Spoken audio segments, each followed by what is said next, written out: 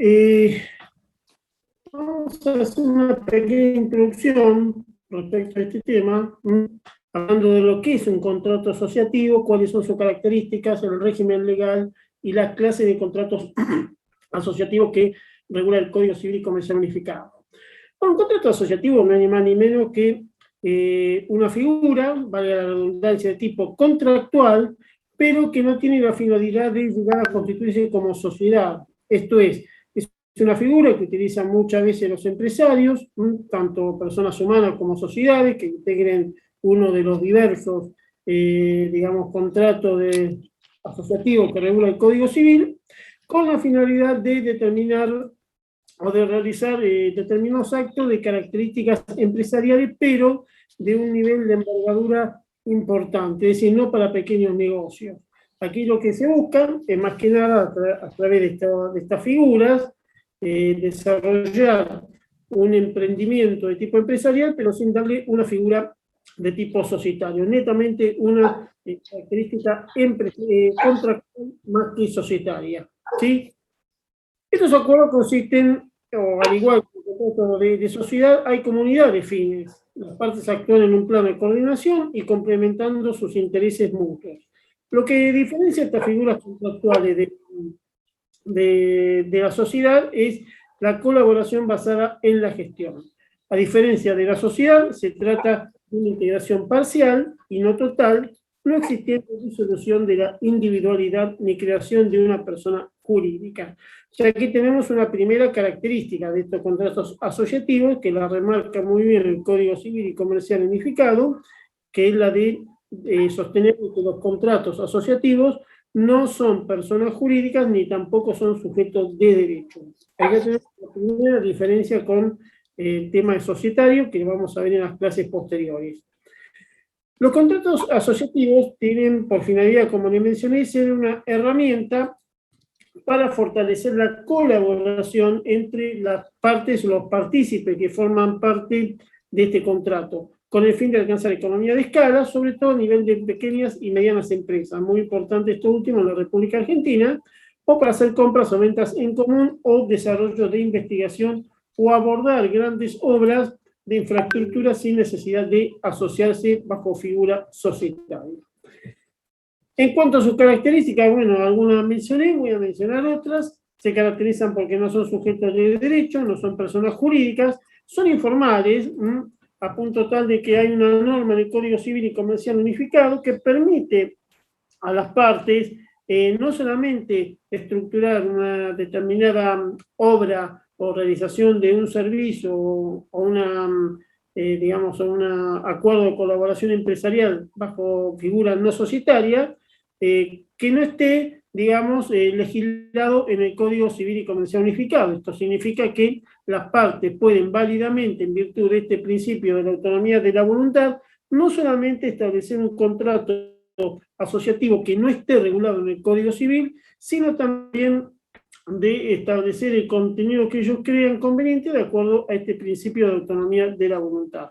De ahí que, digamos que estos contratos son informales, a pesar de que existe una formalidad, que es la formalidad escrita. O sea, si vamos a hacer un contrato asociativo, obviamente lo tenemos que hacer por escrito, porque yo no conozco ninguna unión transitoria de empresas o cualquier contrato asociativo que regule el Código Civil que se haya hecho de manera verbal.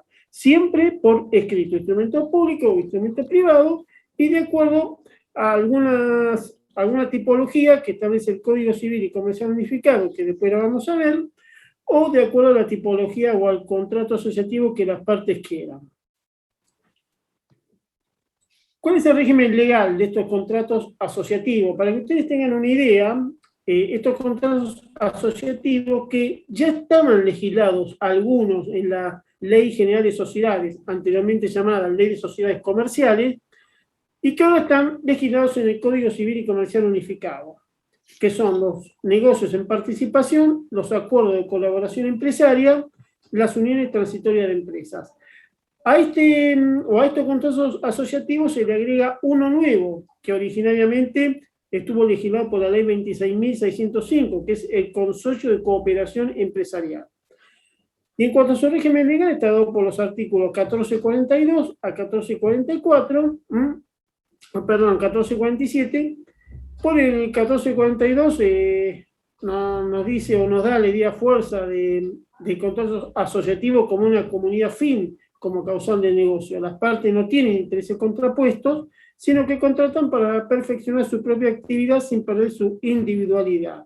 A punto tal esto es así que el propio Código Civil y Comercial Unificado, en ese mismo artículo, establece el principio de que no se requiere un nuevo centro de imputación. Es decir, estos contratos no generan personas jurídicas y no generan tampoco sujetos de derecho.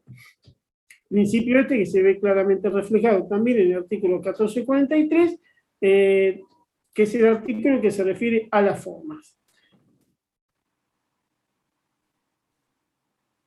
¿De qué manera pueden estructurar las partes un contrato asociativo? ¿Qué contenido le pueden dar? Bueno, ahí yo le pongo las dos opciones que ya se las mencioné recién. Por un lado tienen la opción 1, que es ajustarse al contenido de los contratos asociativos que regula el nuevo Código Civil y Comercial Unificado, de cuya normativa ajustarán las partes sus derechos y obligaciones. Esto significa que si yo me quiero asociar con una empresa para hacer una explotación de un yacimiento hidrocarburífero, bueno, podría ser los contratos que, un contrato asociativo que menciona el Código Civil y Comercial Unificado, o podré realizar un contrato asociativo para los mismos fines con otra figura contractual, pero que no esté legislada en el Código Civil y Comercial Unificado. Que eso es un poco la opción que ven ahí ustedes en la presentación. Opción 2, configurar el contrato asociativo que ellos quieran, con contenido propio, en cuyo caso su régimen jurídico, conforme al artículo 970 del Código Civil, será el siguiente. Primero habrá que ver qué quisieron voluntariamente las partes, es decir, cuál es el tipo de contrato que quisieron hacer para desentrañar su interpretación y el sentido del mismo. Después habrá que acudir a las normas generales del contrato, que están en el Código Civil y Comercial Unificado, para desentrañar también su interpretación. Usos y prácticas del lugar de celebración es otro, digamos, contenido, otra pauta para el contenido de este contrato, en el caso de que las partes hayan querido realizar un contrato que no sea de los legislados en el Código Civil y Comercial Unificado. Y por último, las disposiciones correspondientes a los contratos asociativos normados que sean compatibles y se adecuen a su finalidad. Estas son, digamos, pautas orientativas que hay que tener en cuenta cuando ustedes quieran redactar, si es que lo hacen, por supuesto, un contrato de tipo asociativo que no esté o de que no sea de los legislados en el Código Civil y Comercial Unificado. ¿Cuál es el primer contrato asociativo que regula el Código Civil y Comercial Unificado? Bueno, tenemos el negocio en participación. El negocio en participación es un contrato asociativo que era similar o parecido a la famosa y vieja o viejo tipo societario que estaba en la ley de sociedades comerciales, ahora llamada Ley General de Sociedades, que era la famosa sociedad accidental o en participación. Esta sociedad accidental o en participación que legislaba la vieja ley de sociedades comerciales, que servía muchas veces a los empresarios para constituir un determinado emprendimiento de tipo momentáneo, digamos, para escapar un poco a la limitación que establecía el artículo 30 de la Ley General de Sociedades, que establecía una norma de incapacidad. Este artículo, que ahora fue modificado por la Ley 26.994 de entrada en vigencia del Código Civil y Comercial Unificado, establecía que solamente las sociedades anónimas podían ser socias de otras sociedades anónimas, razón por la cual, si una empresa quería hacer un determinado negocio y no quería constituir una sociedad anónima, tenía que recurrir a esta figura de la sociedad accidental en participación. Ahora esta sociedad está legislada, o mejor dicho, esto que constituye una figura societaria está legislado bajo el nombre de negocio en participación y en el Código Civil y Comercial Unificado. El artículo 1448 define al negocio en participación como un contrato que sirve para realizar un determinado emprendimiento de tipo contractual que tiene, digamos, una limitación en el tiempo. El tiempo lo ponen los contratantes, obviamente, cuando van a realizar el contrato, pero acá a lo que les quiero o más que nada lo que me quiero referir es que este negocio en participación es algo que va a durar un determinado lapso de tiempo, ¿sí? O para determinados negocios que no requieren la constitución de la figura societaria. En este tipo de negocios hay una persona, un partícipe, que arriesga su contribución a las resultas del negocio en cuestión, con la expectativa de obtener una buena ganancia conforme al proyecto de inversión, y a su vez la sociedad gestora, que es la otra parte o el otro partícipe de este tipo de contratos asociativos, mejora su posibilidad de ganancias. El objeto de este contrato es potenciar la actividad del gestor. Se utiliza mucho en la actividad agropecuaria, ¿sí? Supongamos que una empresa, o mejor dicho, también en situaciones en donde hay una situación de concurso preventivo, en donde una empresa se presenta el concurso porque está en un estado de situación de pago, y bueno, hacen una propuesta, y esa propuesta consiste en la formación de una cooperativa de trabajo, en donde los ex empleados de la empresa concursada pasan a ser miembros o integrantes de la cooperativa. Pero supongamos que esta cooperativa de trabajo tiene una capacidad para, realizar negocio, pero necesita financiamiento. Y aquí es donde puede entrar la figura de este contrato asociativo, porque a la cooperativa puede venir otra sociedad o una persona humana y aportar el capital suficiente para que la cooperativa pueda desarrollar su objeto y contribuir a las necesidades de la sociedad, digamos, de la sociedad argentina, digamos, del pueblo. En este tipo de negocio adquiere relevancia, como dijimos, la figura del gestor, que está legislada en el artículo 1449 del Código Civil y Comercial Unificado. Aquí yo quiero que tengan en cuenta una cosa en este tipo de contratos, que el contrato debe ser lo más transparente posible para que de esa manera se invite a los inversores a financiar negocios específicos, corriendo el riesgo de hasta perder la contribución efectuada mientras se mantenga como inversor, pero a su vez gozando del derecho no solo a la rendición de cuentas del negocio, sino también a obtener la utilidad pactada. Es decir, que si las partes instrumentan bien este negocio y hay una especie, digamos, de rentabilidad, o sea, hay un interés común en ambas partes, bueno, calculo que es un negocio que puede dar buenos dividendos, buenos resultados, tanto para el que participa, digamos, en el caso que yo le mencioné de la cooperativa de trabajo, el que aporta el capital, bueno, va a tener grandes utilidades, y la cooperativa de trabajo va a poder, mantener la fuente de trabajo de la empresa que, en el ejemplo que yo les puse, se había presentado en concurso preventivo. Se mantiene de esa manera la fuente de trabajo. Esto es un poco lo que pasó, así, a grandes rasgos, con los acontecimientos del 2001 y del 2002 en la República Argentina.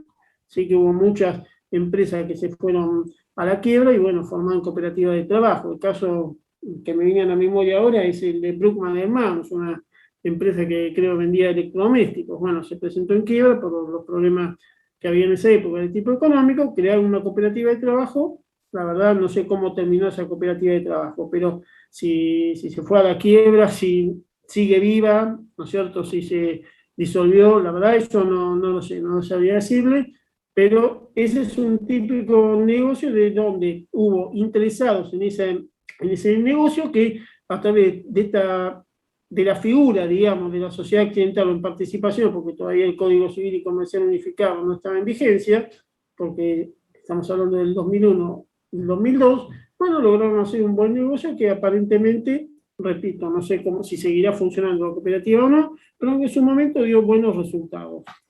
Hubo otros casos de cooperativas de trabajo o de empresas que se constituyeron como cooperativa de trabajo para salvar la fuente de trabajo, que después, cayeron en quiebra nuevamente por una mala gestión precisamente de los obreros y de los empleados de la cooperativa.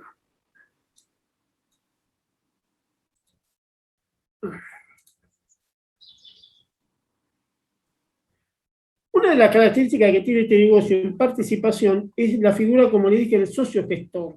El socio gestor es, es el que compromete la responsabilidad del negocio frente a los terceros.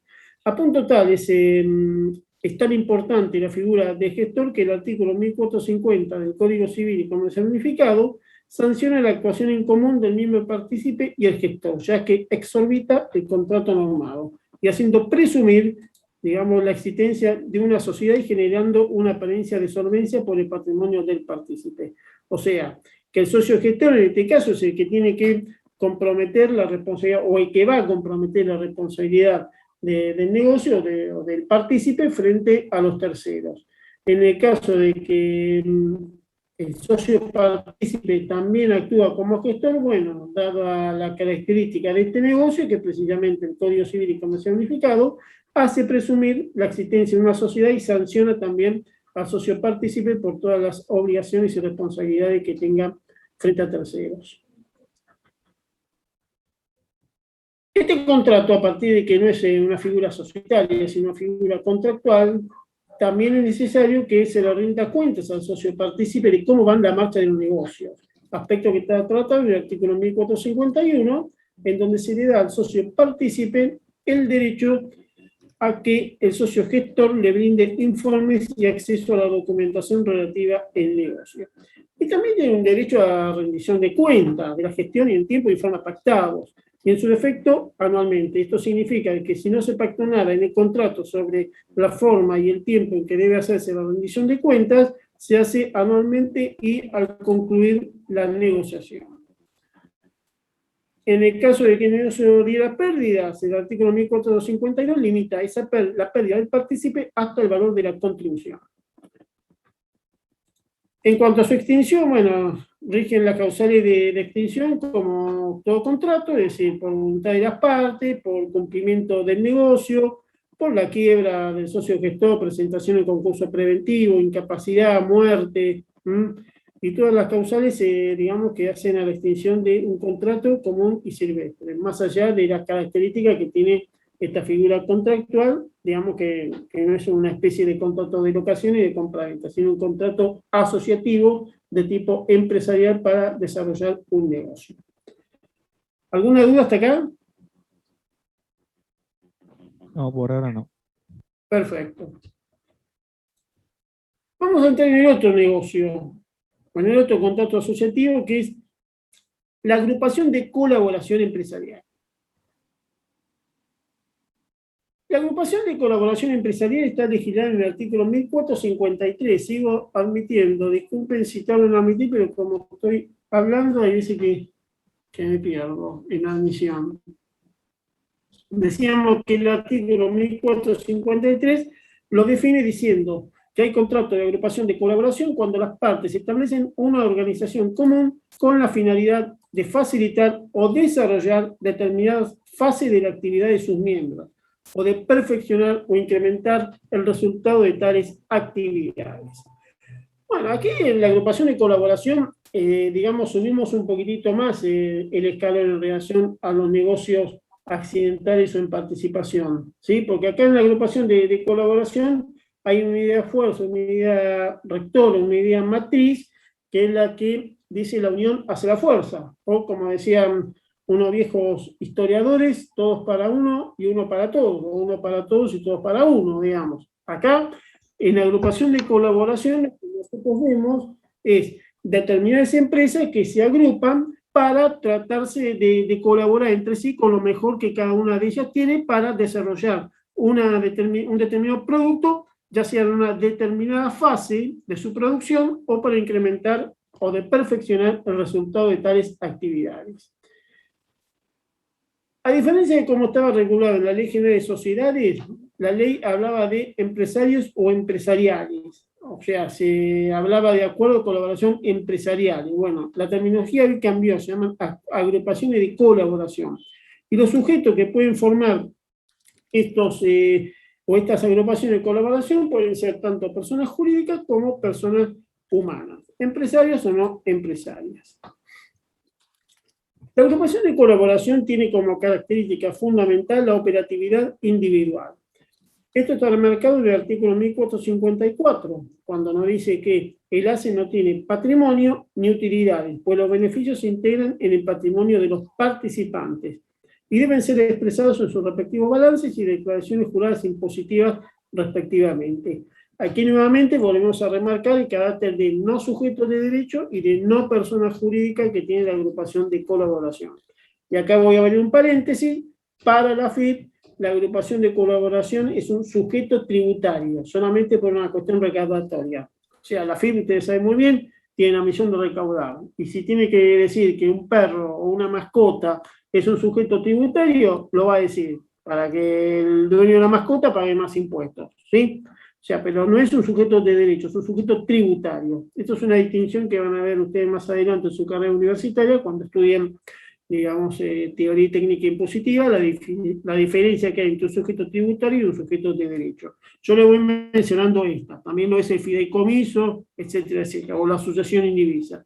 Pero la agrupación de colaboración no es un sujeto de derecho. Razón por la cual, como no es un sujeto de derecho, no va a tener patrimonio, no va a tener utilidades, no va a tener ganancias. Las ganancias que se den por las utilidades se reflejarán en los balances o en los estados contables de los sujetos que intervengan como partícipes o como contratantes de este tipo de contratación. Tampoco hay delegación ni representación orgánica, no hay dirección, es decir, si yo hago un acuerdo de colaboración empresarial, yo voy a tener que nombrar la figura de un representante, que no va a ser un representante orgánico, porque no estamos frente a un sujeto de derecho ni tampoco a una persona jurídica.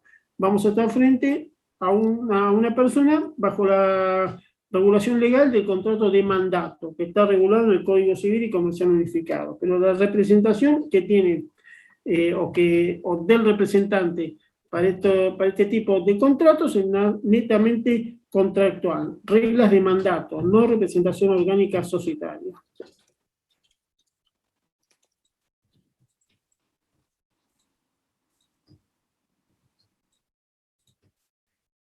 Dentro de la agrupación de colaboración empresarial, tenemos que ver cómo se constituye el contrato y cuáles son los elementos de este contrato.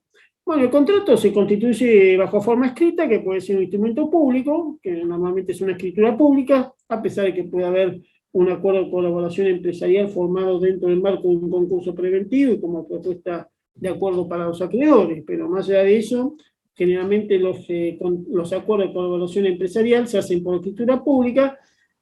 Y si afinamos más la puntería, vamos a ver que de varios contratos o varios acuerdos de colaboración empresarial, la mayoría van a ser hechos bajo instrumento privado. Instrumento privado que tendrá que contener la firma certificada notarialmente y además inscribirse en el registro público que corresponda. El registro público, ustedes saben muy bien que ya no es más de comercio, porque hay una unificación legislativa del Código Civil y del Código Comercial, pero sigue funcionando el registro público bajo la órbita del EGJ, al menos en el ámbito de la Ciudad Autónoma de Buenos Aires. Y en la provincia, bueno, dependerá de cada departamento judicial y de lo que diga la Dirección General de Personas Jurídicas de la provincia de Buenos Aires. Entonces tenemos forma, instrumento público, instrumento privado. Una copia certificada con los datos de su correspondiente inscripción debe ser remitida por el registro al organismo de aplicación del régimen de defensa de la competencia. ¿Para qué es esto? Bueno, porque hay una causal de disolución que vamos a ver más adelante, que es que el acuerdo de colaboración empresarial puede disolverse cuando viola las normas de la Ley de Defensa de la Competencia. Es decir, esto es para evitar situaciones de cárteles empresariales que tengan dominación en el mercado. Por tal motivo, el registro público debe enviar una copia a la Secretaría o a la Comisión de Defensa de la Competencia.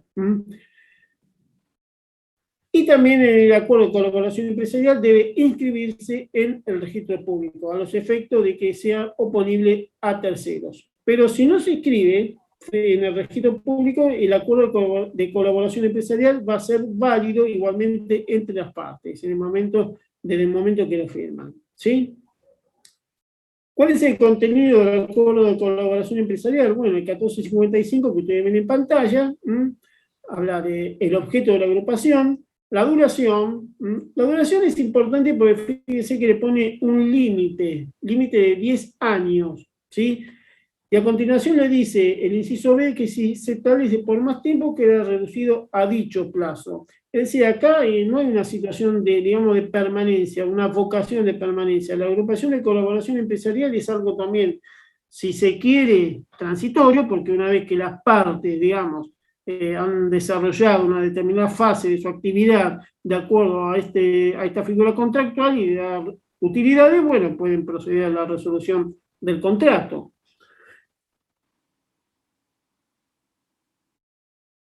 ¿Qué pasa si yo omito el plazo? Bueno, aquí el código, el inciso B, me dice que también se entiende que es de 10 años. ¿Y esto puede ser prorrogado? Sí. A continuación, el mismo inciso me dice que sí, antes de su vencimiento, por decisión unánime de los participantes. Es decir, si yo hago un acuerdo de colaboración empresarial de entre 5 empresas y una persona humana, digamos, bueno, tengo que obtener el consentimiento de los 6, es decir, de las 5 empresas más la persona humana. O sea, eso es lo que se llama unanimidad, que es distinto a llamarlo mayoría. Acá se habla de unanimidad de participantes, pero siempre hasta 10 años. Más de 10 años, no. El contrato puede prorrogarse si hubiera quedado desembargante de los participantes si no se lo desinteresa previamente. Aquí nuevamente la norma trata de proteger a los acreedores de los partícipes, no del contrato, no del acuerdo, porque el contrato no es un sujeto de derecho, ni tampoco una persona jurídica. El inciso C nos habla de la denominación, que se puede formar con un nombre de fantasía integrado con la palabra agrupación. La denominación sirve para que los terceros sepan con quiénes se están contratando, si están contratando con una sociedad o con una figura netamente contractual. Esto ustedes lo pueden ver a veces cuando salen a la calle, que ven alguna obra en construcción o que están haciendo, o se veía, mejor dicho, cuando se estaban haciendo las extensiones de subte, que aparecían los carteles que decía Cartelones, Benito Rogio, Techín, UTE, Unión Transitoria de Empresas. Bueno, eso lo vamos a ver después, pero quiero que sepan de que el acuerdo de colaboración empresarial también se puede manifestar de esa manera, que es la forma más tradicional y más común, para que los terceros sepan con quiénes se están contratando y no haya problema de confusión y de responsabilidades. El inciso B me habla de nombre, razón social o denominación, el domicilio y los datos de inscripción registral del contrato o estatuto o de la matriculación e individualización, en su caso de cada uno de los participantes. En el caso de sociedad, la relación de la resolución del órgano social que aprueba la contratación de la agrupación, así como su fecha y número de acta. Bueno, aquí dos cositas respecto a este inciso. Si el acuerdo de colaboración empresarial, los partícipes son todas sociedades, bueno, en la escritura pública o instrumento público o en el instrumento privado, se va a tener que poner qué tipo de sociedad es, cuándo fue inscripta, cuándo hubo toma de razón. Habrá que ver si se inscribió en la provincia, porque en la provincia hay matrícula, en cambio en la Ciudad Autónoma de Buenos Aires el IGJ lleva un sistema de libros. O sea, hay que ver todo esto de constitución de la sociedad a los efectos de volcarlo en el instrumento constitutivo del acuerdo de colaboración empresarial. Entonces, en el caso de sociedad también tiene que haber, o se tiene que mencionar la relación de la resolución del órgano social que aprueba la contratación de la agrupación. Esto significa los motivos por los cuales esta sociedad o esta empresa constituida bajo forma jurídica de sociedad decide, digamos, iniciar este acuerdo de colaboración empresarial o formar parte de este contrato asociativo. Constitución del domicilio especial para todos los efectos que deriven del contrato de agrupación, tanto entre las partes como respecto de terceros. Esto es importante porque la agrupación de colaboración empresarial puede realizar negocio con terceros y si hay algún conflicto jurídico, bueno, los terceros tienen que notificarle al domicilio especial que constituye el acuerdo de colaboración empresarial, no a la sede social de cada uno de los integrantes que forman parte, digamos, del acuerdo de colaboración empresarial. Las obligaciones asumidas por los participantes, las contribuciones debidas al Fondo Común Operativo y los modos de financiar las actividades comunes. Bueno, aquí el Fondo Común Operativo es el corazón y la base de todo el sistema del acuerdo de colaboración empresarial. El Fondo Común Operativo son los bienes, que pueden ser bienes tangibles o dinero, que van de, digamos, la posibilidad de que el contrato asociativo camine, marche y llegue a buen puerto, ¿sí? Es como una especie de aportes que se hacen a las sociedades de los tipos que menciona la Ley General de Sociedades. Pero fíjense que ahí no se habla de aporte, sino de fondo común operativo, precisamente porque no es un sujeto de derecho ni tampoco una persona jurídica. Los modos de financiar las actividades comunes, bueno, dependerá de la situación del país, dependerá de la situación o del contexto global, o de la situación de las partes, de cómo van a financiar las actividades comunes. Lo pueden hacer mediante financiamiento interno de la propia agrupación.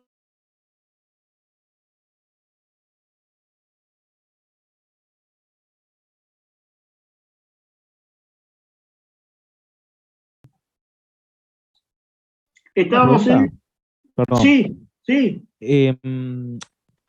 Quizás no entendí bien, pero puede ser que algunas,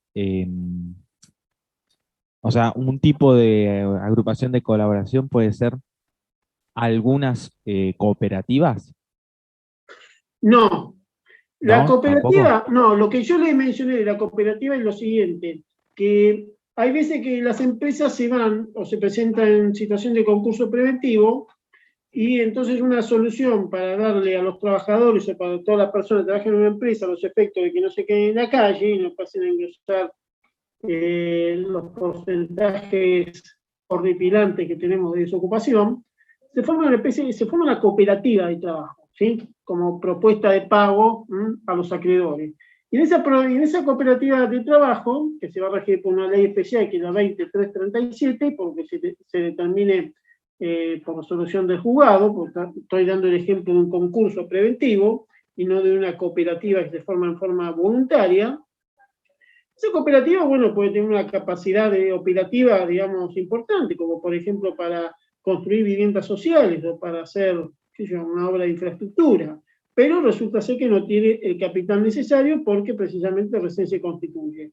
Entonces, frente a eso, yo puedo ingresar a esa cooperativa o utilizar esta figura de los contratos asociativos, más que nada el llamado negocio accidentado en participación, y yo soy el que financio la actividad de la cooperativa para que la cooperativa pueda, digamos, desarrollar su objeto o en el ejemplo que yo le di, construir viviendas sociales. De esa manera yo que puse la plata voy a obtener una determinada utilidad al finalizar el negocio y la cooperativa, digamos, va a pasar al Guinness, digamos. Va a quedar bien Listo. con la sociedad. Pero no Genial, es que la genial. cooperativa, digamos, la cooperativa se rige por una ley especial y es precisamente, digamos, una figura más que tiende a lo societario. Pero yo le daba el ejemplo, cuando hablábamos de negocio en participación, de una empresa precisamente que se fue a la quiebra más que nada, porque Brugman se fue a la quiebra, ni siquiera pasó por el concurso, ya fue el año 2001, 2002, no sé ustedes cuántos años tendrán, si habrán visto esa situación. Había, creo, una dirigente muy importante del Partido Comunista que salió tercera en las elecciones PASO del domingo pasado y que precisamente fue la que ponió para que se armara una cooperativa de trabajo. ¿Sí? ¿Cómo está esa cooperativa? Yo no lo sé. Sé que otras han fracasado. Por ejemplo, Masú era una empresa, una imprenta que había por la zona de Bernal o por la zona de Quilmes, se presentó concurso preventivo y hubo un señor que formó parte del gobierno de los años 2003 a 2015, que ahora se presentó nuevamente como candidato político, que, bueno, decidió hacer la cooperativa, le intervino y, bueno, se fue a la quiebra. Y ahora los pobres trabajadores están peregrinando por el juzgado de la quiebra para cobrar sus créditos. Ese es un caso de mal manejo a veces por parte del Estado de determinadas situaciones, que también a veces lo tienen los privados. ¿Sí? Genial, gracias. No, yo No, me por había favor. confundido por el tipo de, bueno, primero por eso y después por el tipo de sociedad. Es como que no le encontraba bien la vuelta porque yo vi que hay algunas cooperativas que no terminan de consolidarse como sociedades, porque la mayoría de las cooperativas pienso eso, que son sociedades, ¿no?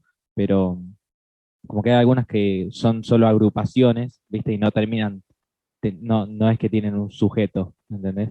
Por eso pensé que No, era, las este, cooperativas son cooperativas, ojo, no son sociedades, ¿eh? Porque en las cooperativas no hay, digamos, finalidad de lucro. Las cooperativas tienen más que nada un fin mutualista. Por ejemplo, la cooperativa del Hogar Obrero, que existía desde hace millones de años en el barrio de Caballito, donde ahora está el shopping Caballito. Si alguien vive por Caballito, bueno, sepa que ahí funcionó la famosa cooperativa del Hogar Obrero, ¿sí? Que después en los años 90 se presentó un concurso preventivo por un mal manejo que se hacía, digamos, internamente de la misma, pero ahí las cooperativas no forman sociedades anónimas ni nada por el estilo. Son entidades que tienen más que nada una finalidad de tipo mutualista, de ayudarse entre todos. Listo, genial, gracias. ¿Somos parecidas a las asociaciones?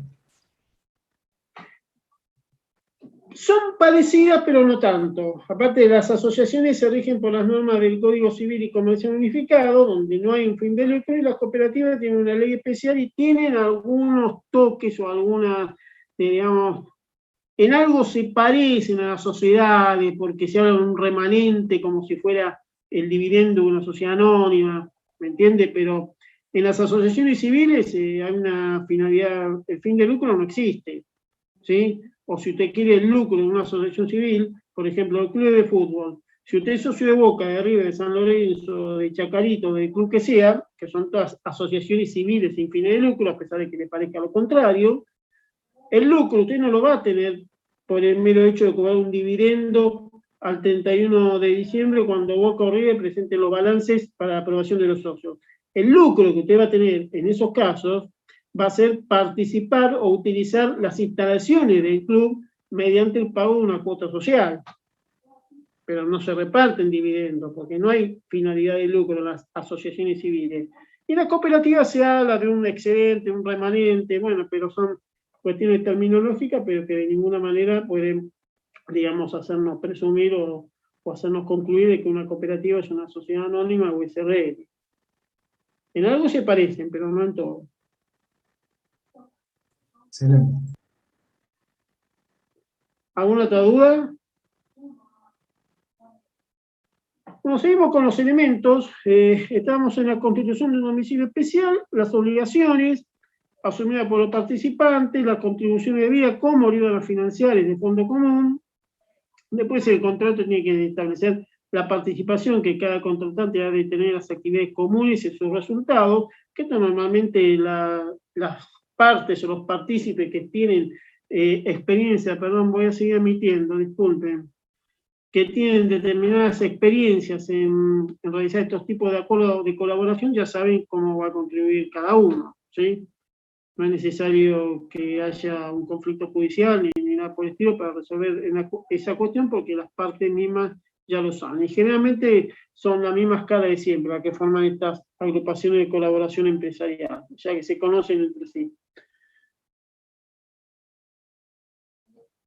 Los medios, atribuciones y poderes que se establecen para dirigir la organización y actividad común, administrar el fondo operativo, representar individual y colectivamente a los participantes y controlar su actividad al solo efecto de comprobar el cumplimiento de las obligaciones asumidas. Bueno, en ese caso el representante que yo les hablé recién, es decir, toda agrupación de colaboración empresarial tiene que tener un representante que no es ni más ni menos que un mandatario, o sea, no es representante orgánico, que va a ser el que va a traducir frente a terceros determinados actos con los cuales quiera contratar la agrupación de colaboración empresarial.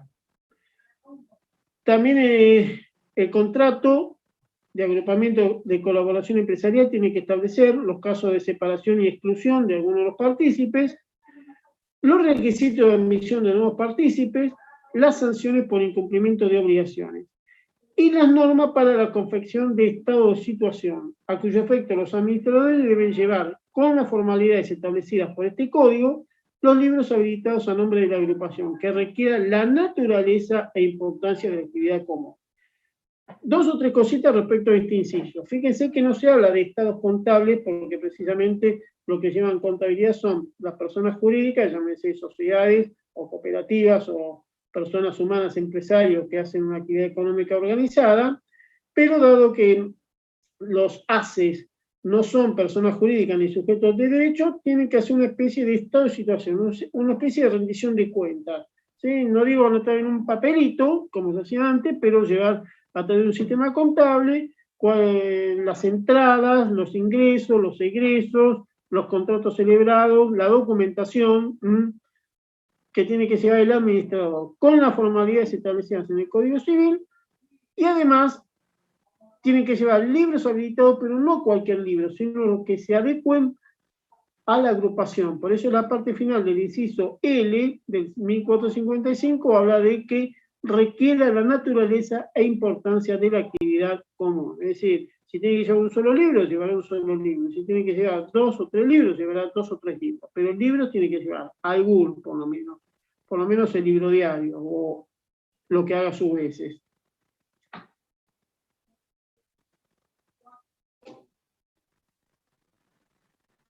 Bueno, acá yo les menciono algunos artículos para que ustedes vayan viendo cómo, digamos, yo lo titulé Desarrollo del ACE, es decir, cómo va desarrollándose el acuerdo de colaboración empresarial cuando las partes lo firmaron. Una vez que empieza a regir el acuerdo, bueno, el acuerdo deberá a veces tomar resoluciones para saber hacia dónde va el objeto de la agrupación. En cuyo caso, el 1456 me dice que las decisiones que tomen los partícipes para modificar el objeto, para adecuar el objeto a las necesidades del acuerdo, ¿no es cierto?, tiene que ser tomada por mayoría absoluta de los participantes, salvo que el estatuto, o el contrato, perdón, de acuerdo de colaboración empresarial diga lo contrario.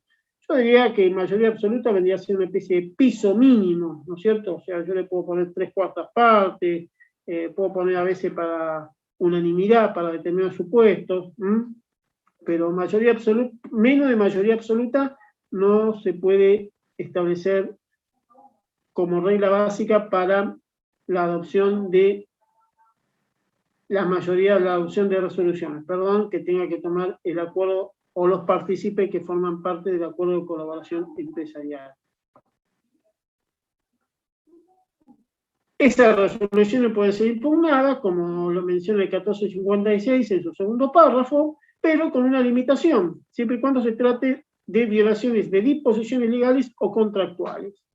La acción debe ser dirigida contra cada uno de los integrantes de la agrupación y plantearse en los tribunales del domicilio fijado en el contrato, que en el caso de la Ciudad Autónoma de Buenos Aires serán seguramente los juzgados de primera instancia no comercial, y dentro de los 30 días de haberse notificado fehacientemente la decisión de la agrupación. Esto es que hay un plazo límite, un plazo tope, un plazo de caducidad, que es el de 30 días. Una vez que todos los integrantes de la agrupación están notificados acerca de la decisión que se tomó, bueno, el que esté disconforme o el que diga acá se violó la ley o se violó una norma contractual, bueno, tiene 30 días para impugnar esa decisión ante los tribunales comerciales. Siguiendo el principio de informalidad que caracteriza este tipo de contratos asociativos, fíjense que hay la tercera parte de 1456, nos dice de que las reuniones o consultas a los participantes deben efectuarse cada vez que lo requiera un administrador o cualquiera de los participantes. Y por último, no puede modificarse el contrato sin el consentimiento unánime de los participantes. Por el 1457 se establece el principio de administración y dirección del acuerdo de colaboración empresarial que está o puede estar a cargo de una o más personas humanas designadas en el contrato, o posteriormente por resolución de los participantes. Fíjense que ahí al final del 1457, del primer párrafo, se menciona algo que yo ya le vengo mencionando desde el comienzo de la clase, o del comienzo de Zoom. El representante, o sea, la persona humana, una o varias que dirigen y administran el acuerdo de colaboración empresarial son mandatarios y se rigen por las reglas de contrato de mandato.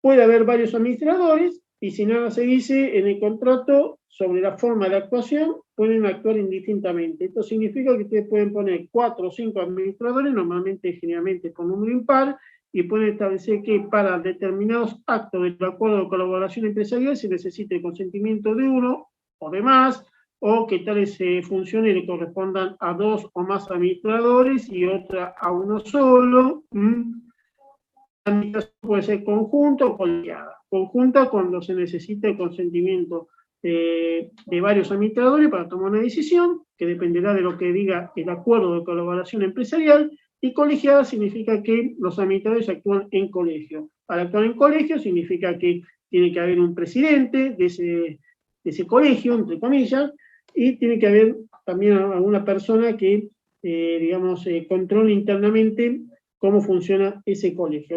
Lo normal es que haya una sola persona que se encargue de la administración y dirección del acuerdo de colaboración empresarial. Yo nunca vi que haya varios administradores, porque generalmente cuando hay varios administradores eso produce conflictos, conflictos que terminan resolviéndose en los tribunales con consecuencias a veces predecibles o a veces con consecuencias impredecibles y con, digamos, el resquebrajamiento o la fisura o los conflictos que pueden hacer que el ACE llegue a su fin.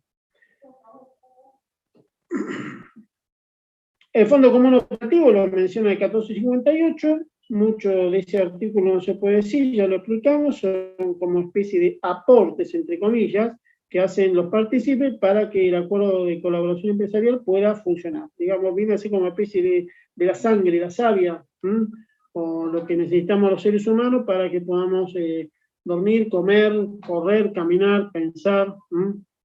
Eso es el Fondo Común Operativo. El Fondo Común Operativo está compuesto por bienes, como ya le mencioné, bienes que pueden ser en dinero o bienes tangibles. El 1459 nos habla del principio de solidaridad. ¿Qué significa este principio? Este principio significa que los participantes responden ilimitada y solidariamente respecto de terceros por las obligaciones que sus representantes asuman en el nombre de la agrupación. El participante representado responde solidariamente con el Fondo Común Operativo por las obligaciones de los representantes hayan asumido en representación de un partícipe, haciéndolo saber al tercero al tiempo de obligarse. Esto significa que para que esta solidaridad funcione, es necesario que el tercero tenga conocimiento al tiempo de firmar un determinado negocio jurídico que va a ser con el acuerdo de colaboración empresarial. Solamente en ese caso puede funcionar la responsabilidad solidaria respecto de los terceros con relación a los participantes. Y por último, el 1460 nos habla de los estados de situación, que ya lo mencionamos, que deben ser sometidos a decisión de los participantes dentro de los 90 días de cerrado cada ejercicio anual. Los beneficios o pérdidas, en su caso, y los ingresos y gastos de los participantes derivados de su actividad pueden ser imputados al ejercicio en que producen o aquel en que se aprueban las cuentas de la agrupación. Tengan en cuenta, y vuelvo a reiterar, vamos a ser un poco ya cansino, de que el acuerdo de colaboración empresarial es un contrato asociativo y no persona jurídica ni sujeto de derecho, razón por la cual pérdidas, beneficios o utilidades se imputan o van a quedar reflejados en los estados contables de los partícipes, en caso de que sean sociedades, que forman parte de estos acuerdos de colaboración empresarial. ¿Sí? ¿Alguna duda hasta acá respecto a este tema? ¿Hay alguien que no ha visto todavía?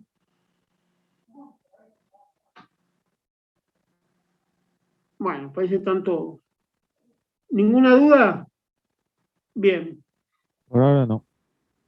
Muy bien, perfecto. Vamos a ver el tema de la extinción del ACE. Mucho no hay para decir. Ahí tenemos un artículo, el 1461, que el contrato de agrupación de colaboración empresarial se extingue por decisión de los participantes, causal más que obvia, si los participantes decidieron constituirlo, también por decisión unánime, obviamente, tienen el derecho de extinguir el ACE. Por la expiración del plazo, por la consecución de objeto para que se forma, por la imposibilidad sobreviniente de lograrlo, que esta es una causal similar o parecida a la del artículo 94 para la ley para las sociedades, que lo vamos a ver más adelante. Por reducción a 1 del número de los participantes, más que obvio, porque si hay un contrato, por lo menos tiene que haber dos partes o dos partícipes.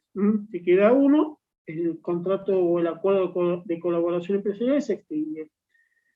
Hay algunas causales subjetivas, ahí en el inciso B habla de incapacidad, muerte, disolución o quiebra de un participante, a menos que el contrato prevea su continuación o que los demás participantes lo decidan por unanimidad. ¿Sí? Esto último para el caso precisamente de que el contrato, no prevea la continuación con la persona que estuvo incapacitada o con los herederos, o con la sociedad nueva que se pueda constituir como consecuencia del proceso de quiebra. El inciso E se refiere al tema de que la agrupación de colaboración empresarial persiga la realización de prácticas restrictivas de la competencia, que ya un poco lo mencionamos cuando veíamos los elementos.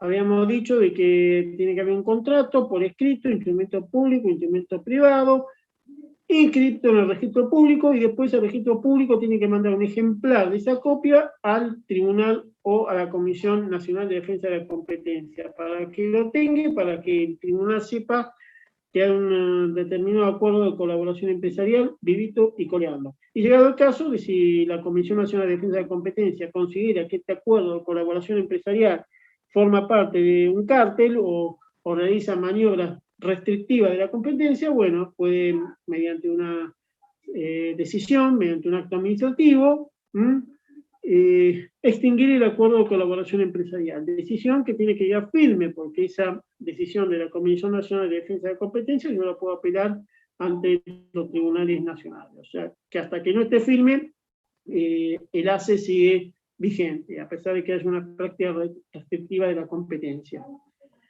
Y por último, por las causales que específicamente prevean en el contrato los partícipes, que normalmente no las veo, no se las pone, falta creatividad a veces en determinados profesionales o determinadas partes, poner algunas causales que no sean las de 1461 y que también pueden dar lugar a la extinción del ACE.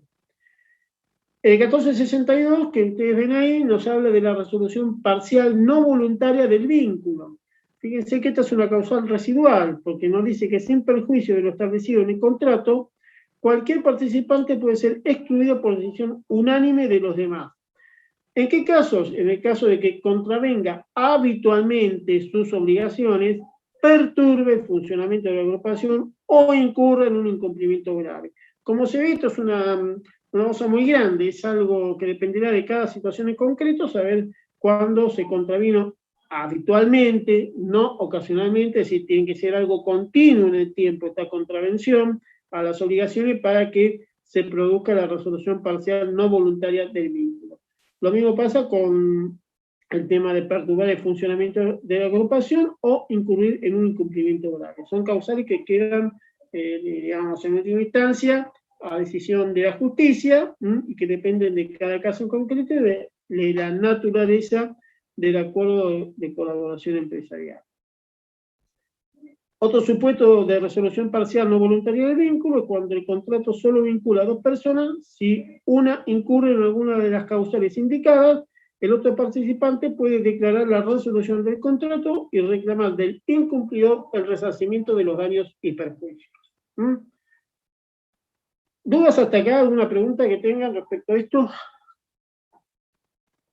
Fíjense que campea un poco la autonomía de la voluntad acá, solamente que en vez de ser un contrato para alocar un inmueble o para usar, digamos, un inmueble gratuito para hacer la compraventa de una determinada casa, en un determinado departamento, esto es un contrato, digamos, o un acuerdo, un contrato asociativo ya de tipo empresarial para realizar determinados actos jurídicos que están más bien vinculados con una empresa y no con partes individuales.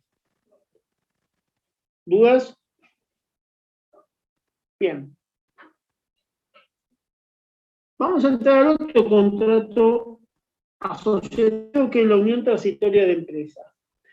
Bueno, ahí yo en esa presentación yo le pongo un poco lo que es la definición de una unión transitoria de empresas. Y fíjense que la unión transitoria de empresas, a diferencia de los acuerdos de colaboración, se forman con la finalidad que se menciona en la presentación, que ustedes están viendo, de manera tal que trascienden al mercado, y acá sí ya hay una clara finalidad lucrativa, es decir, a diferencia de los acuerdos de colaboración empresarial, donde las partes tratan a través de aunando sus esfuerzos, lograr una mejora en alguna determinada fase de su producción empresarial para obtener mayores utilidades, pero digamos algo interno, lo cual no quita y los hace que se puedan realizar contratos con otras empresas a través del representante. En la unión transitoria de empresas ya hay una finalidad claramente lucrativa, prescindiendo de carácter típicamente mutualista que tiene el acuerdo de colaboración empresarial. ¿Cómo podríamos definir a una unión transitoria de empresas? Bueno, lo podemos definir como un contrato plurilateral asociativo, mediante el cual un empresario, generalmente sociedades, se unen en forma temporaria para la ejecución o desarrollo de una obra pública, privada, material o intelectual, servicio o suministro concreto que es complementario con su objeto empresarial principal, usando recursos para ello. Primera diferencia con los ACES, el fin lucrativo ya lo mencionamos. Segunda diferencia con los ACES, la responsabilidad no solidaria frente a terceros, ni por los actos y operaciones que realicen en la UTE, o sea que la responsabilidad es mancomunada acá, ¿sí? No es solidaria, salvo que en el contrato se pacte lo contrario.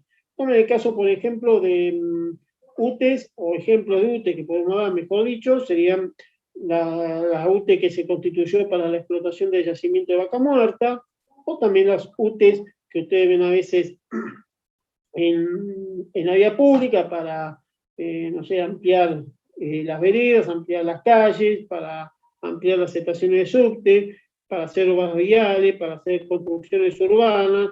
Ellos son ejemplos de uniones transitorias de empresas, que generalmente las que forman parte siempre de estas uniones transitorias de empresas son las empresas que conocemos todos nosotros en el mercado y las que salen todos los días en los diarios. Techin, Benito Rogio, Cartelone, Impregio, en su momento fue Calcaterra. Todas ellas generalmente forman estas uniones transitorias de empresas, que son las que generalmente también ganan las licitaciones en el Estado para desarrollar determinados proyectos de infraestructura de beneficio para toda la comunidad. ¿Dudas hasta acá? Bien. Dentro de su característica, bueno, tiene naturaleza contractual, sus partes pueden ser personas humanas o jurídicas, tienen un representante frente a terceros y se inscriben en el registro público, al igual que los acuerdos de colaboración empresarial. El contenido del contrato, bueno, en 1464, me dice de qué forma y cuál es el contenido que tiene que tener el contrato. Se me está acabando el tiempo, así que me quedan 9 minutos. Esto es parecido, digamos, a los requisitos que establecía el acuerdo de colaboración empresarial. O sea, no hay mucho de qué hablar, ¿sí? Es casi igual, yo diría. A ver, me voy a fijar.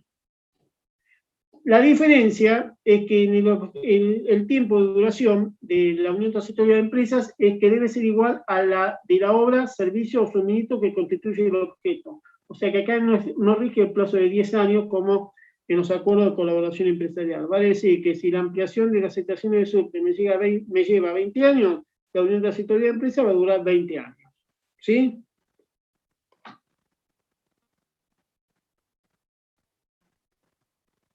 Bien.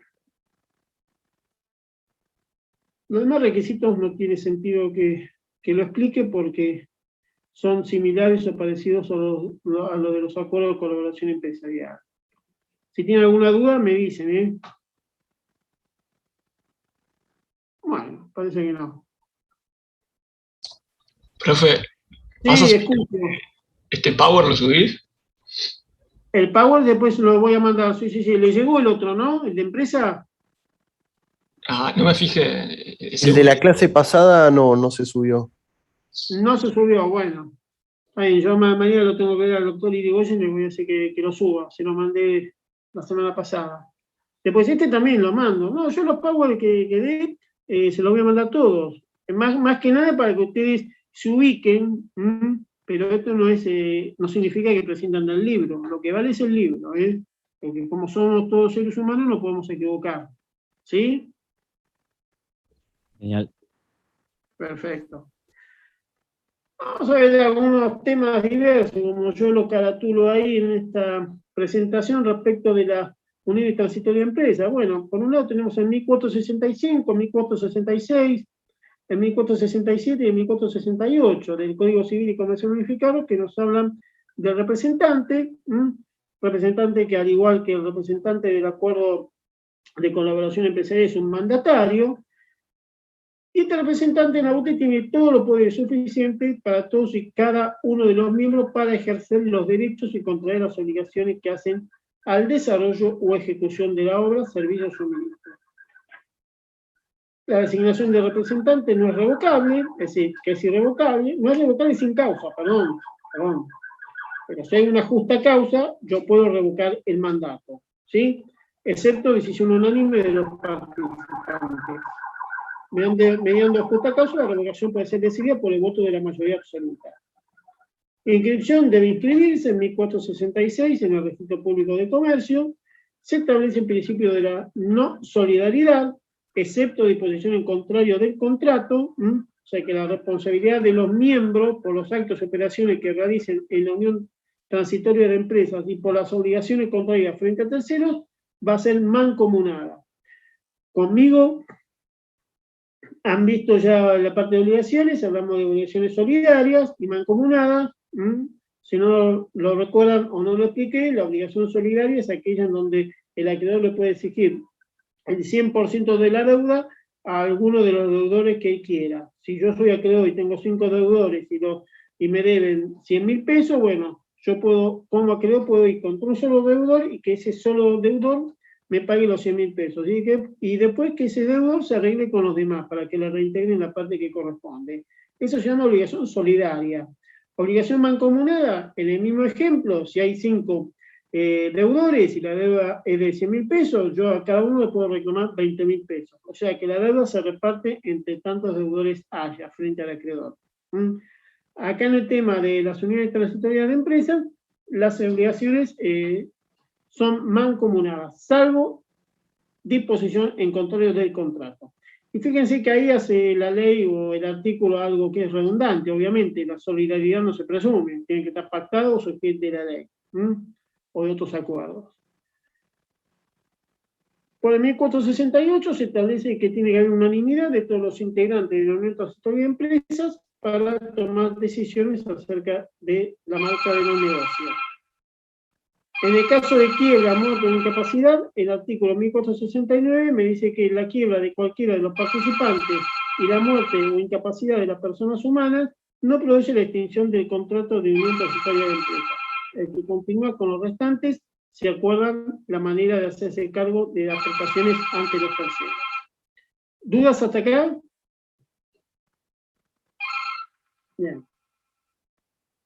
Vamos a ver el último de los contratos asociativos, que son los consorcios de cooperación. Aquí ya subimos un peldaño más, ¿sí? Y fíjense que ahí en la presentación yo les pongo que el consorcio de cooperación tiene fin de lucro, al igual que las unidades transitorias de empresas, y a diferencia de los negocios en participación, en los consorcios de cooperación no existe la figura de socio oculto o partícipe, y tienen, a diferencia de la unión transitoria de empresas, una vocación de permanencia y estabilidad. Los consorcios de cooperación fueron figuras que surgieron de la práctica empresarial de los negocios y generalmente se utilizaron siempre a través del desarrollo económico de la República Argentina para realizar grandes obras de infraestructura o grandes obras viales, o por ejemplo la construcción de una represa hidroeléctrica, o para participar en licitaciones en el extranjero a través de una figura llamada contratación planta llave en mano. Bueno, esa realidad fue receptada por el legislador que allá por mediados del año 2000 sancionó la ley 26.605, que reguló el consorcio de cooperación y luego se incorporó al Código Civil y Comercial Unificado a partir del año 1994. Este consorcio de cooperación le permite a sus miembros aumentar sus resultados o mejorarlos. ¿Cuáles son los requisitos o el contenido del contrato? Están en 1474, ¿sí? Que, vuelvo a reiterar, se parece mucho a los requisitos que establece el Código Civil y Comercial Unificado para los acuerdos de colaboración empresarial y uniones transitorias de empresas. Mucho acá para explicar no hay, así que vamos a pasar a la otra transparencia. Se nos acaba el tiempo. Acá yo puse también, en vez de temas diversos misceláneos, algunas normas jurídicas que son de importancia en los contratos de cooperación. El 1473 forma, principio de libertad de forma, que ya lo sabemos, debe inscribirse en el registro público juntamente con la designación del representante. Reglas contables por el 1475 tienen obligación de llevar contabilidad con las formalidades establecidas en las leyes. Acá las leyes, bueno, habrá que ver qué dice el Código Civil y qué dice la Ley General de Sociedades, y también las normas profesionales del Consejo Profesional de Ciencias Económicas. Tiene que llevar un libro de actas en el cual se debe elaborar las correspondientes a todas las reuniones que se realizan y a las resoluciones que se adoptan. Deben confeccionarse y aprobarse estados contables y demás, a cuyo fin deberá estarse a lo que rija o a lo que se fije en el contrato. Por el 1476 se establece la responsabilidad del representante. Por el 1477, salvo estipulación empresa en el contrato, todos son solidariamente responsables. Acá se invierte, rige el principio de la solidaridad, a diferencia de la UTE, que hablábamos de que el principio rige la mancomunación, salvo que se impacte expresamente la solidaridad. Por el 1471 tiene facultades de dirección o control que están prohibidas. El consorcio no puede ejercer una facultad de dirección o control precisamente para evitar subordinación respecto de las empresas que integran dicho consorcio.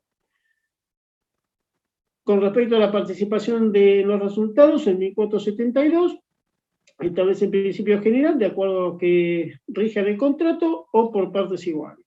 Y por último, en 1478 establece la extinción del consorcio por las causales que ustedes están viendo ahí. Y como me estoy quedando sin tiempo, muchas gracias.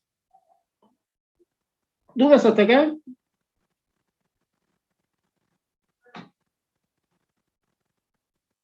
Me queda menos de un minuto, así que... No. Todo genial. Todo genial, perfecto. Gracias, profe. No, por favor, gracias a ustedes por estar ahí. Disculpen si fue muy rápido, pero el tiempo acá sí que es tirano. Ustedes necesitan aprender. Gracias, profe. Por nada. Gracias.